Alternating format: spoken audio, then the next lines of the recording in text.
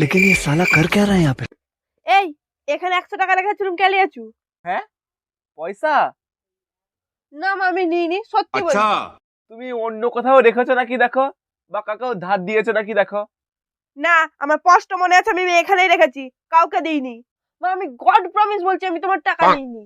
ভালোই ভালোই দুজনকেই বলছি, কে লিয়েছু টাকাটা বের করে দে। মাথাটা গরম হয়ে গেলে না দুজনকে এবারে মেরে পিট ফাটিয়ে দেবো আমি। যেখানেই রাখো সব জায়গায় ওদের হাত। ও মা, প্রজেক্টটা খুব দরকারি ছিল, ওর জন্য টাকাটা নিয়েছি মা, প্লিজ। शाबाश बेटा। এই কথাটা আগে বলতে কে ছিল? আমি এরকম তন্ন তন্ন করে খুঁজতাম নি।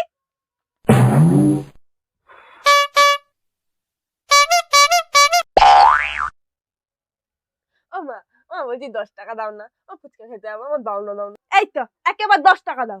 সকাল হলে 50 টাকা লে কলেজ চলে যাচ্ছে, আবার 10 টাকা দাও। এই বাপের কি এলাচ গাছ লাগানো আছে নাকি? খুব খিদে পেয়েছে, তখন দিয়ে কিছু খাইনি।